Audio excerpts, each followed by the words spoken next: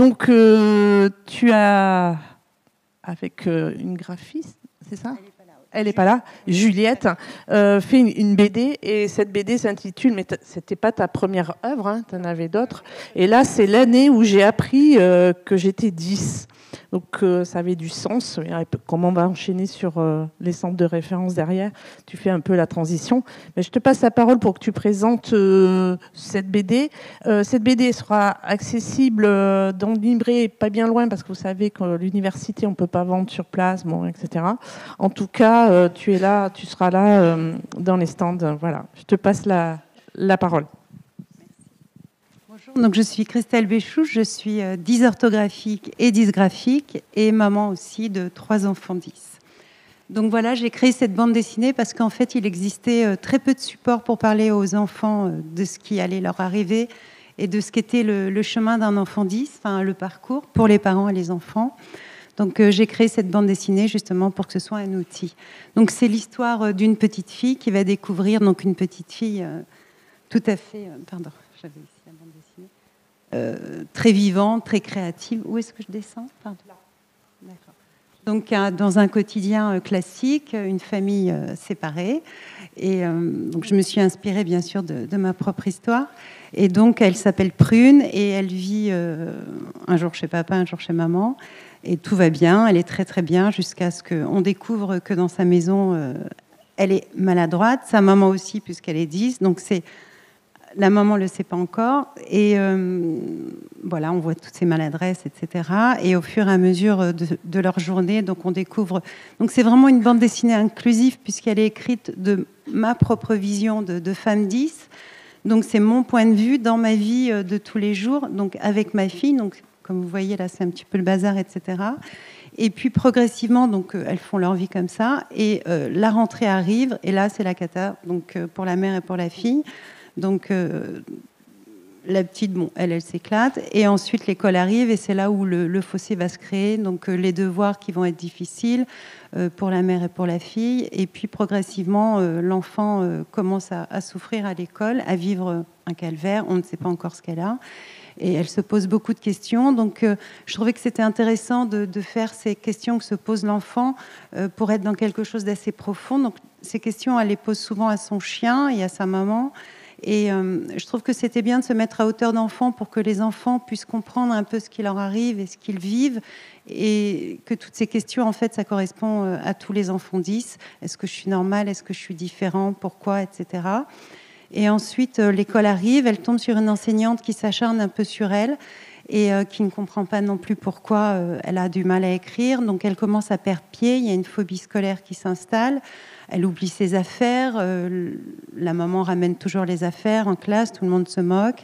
Et puis, mais j'ai essayé de mettre beaucoup de légèreté quand même. Donc là, ensuite, il y a un parcours classique du repérage au diagnostic où on découvre qu'elle est dysgraphique et dysorthographique.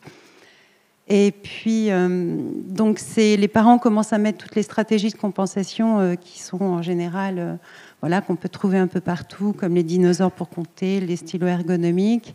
Et puis, elle commence effectivement à s'épanouir et on découvre qu'à la maison, ça va de mieux en mieux, mais à l'école, c'est toujours pas ça, même si à la maison, on met tout ce qu'il faut, l'organigramme, le time-timer, etc.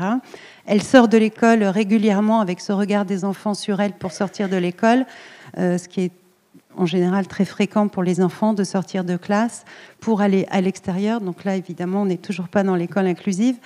Et on vit un peu ce qu'elle vit, les thérapeutes à l'extérieur, on comprend un peu tout ça. Et puis, tous les allers-retours dans la voiture avec la maman, où il se passe plein de choses aussi, les retours en classe où elle a raté la récréation. Et ensuite, ça reste toujours une petite fille inventive. On retrouve aussi tout ce que les parents veulent mettre en place pour aider leur enfant en essayant des thérapies alternatives qui peuvent l'aider à avoir un bien-être mental. Donc, la mère va essayer plein de choses complètement dingues, comme l'aromathérapie, où la petite va avoir des allergies. Elle va essayer les bols tibétains, où c'est n'importe quoi. Puis ensuite, il va y avoir les trucs encore plus dingues, comme la chamane qui va effrayer tout le monde. Et on se rend compte que finalement, la thérapie de groupe est pas mal, où l'enfant va pouvoir parler avec d'autres enfants 10 et découvrir un peu tout le panel des 10. Donc les enfants vont découvrir qu'il n'y a pas que la dysgraphie, mais tous les autres, effectivement, troubles des apprentissages. Et puis ensuite, il va y avoir un fossé entre l'école et la petite fille où elle va plus avoir d'école.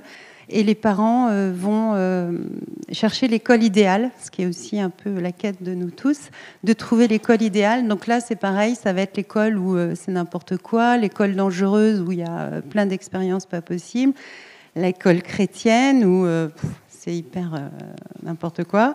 Et puis l'école aussi, enfin, c'est pas pour... pardon. Et puis...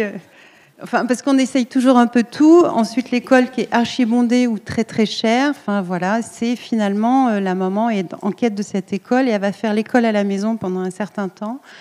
Où ça va être la cata aussi parce que toutes les deux elles comprennent absolument rien au programme. Et ensuite, elle trouve l'école idéale qui est l'école inclusive où l'enseignante est formée et va mettre en place des choses pour l'enfant parce qu'elle va la comprendre. Et donc, on comprend qu'en fait, l'inclusion, c'est surtout une question d'humain et de bienveillance et de mettre, à partir de l'éducation nationale, des choses en place et non pas forcément de la MDPH, mais de l'école elle-même, comme des polices 10 dans les manuels scolaires ou du matériel pour les enfants et de former aussi les autres enfants pour qu'ils comprennent dès le départ ce que c'est et ce que peut avoir le camarade pour pas qu'on se moque de lui. Et donc là, l'enseignante va se démener pour elle, va lui mettre des codes couleurs, une imprimante en classe pour qu'elle puisse être indépendante et autonome. Et ensuite, on va se poser le problème de la tablette. Donc elle va se poser les vraies questions. Ses parents vont lui demander est-ce que tu veux une tablette ou une aide humaine, une AESH. Donc elle va commencer à se poser ces questions. Sur la reconnaissance handicap. Donc on va effectivement évoquer la problématique de la reconnaissance handicap puisque notre petite prune ne veut pas de reconnaissance handicap à cause du regard des autres. Donc voilà, on va évoquer tout ça. Elle choisit la tablette. Et il va y avoir aussi effectivement tous les logiciels sur la tablette et le contrôle parental, parce que là aussi c'est un vrai problème. Dès qu'on met la tablette dans les mains des enfants, ils s'évadent un peu sur les réseaux sociaux, donc il faut faire attention. Et ensuite, voilà, elle va s'épanouir et va devenir une petite fille avec un bien-être mental. Elle va pouvoir en fait développer son potentiel, qui est autre chose que la stigmatisation 10. Et c'est pour ça que je l'ai appelée Super 10, pour qu'elle soit Super 10 avec son potentiel personnel et sa nature personnelle. Voilà. Bravo, Christelle. Alors, si on met la slide où trouver le bouquin à 4 minutes, c'est ça. Super, vous voyez, il n'y a pas plus de 100 mètres. Alors, il faut se repérer où on est, mais peut-être que c'est possible. Moi, je serai sur le stand ici et je donnerai les flyers pour diriger les gens. Donc, bravo, ça reflète exactement, ça fait la transition avec l'intervenant précédente.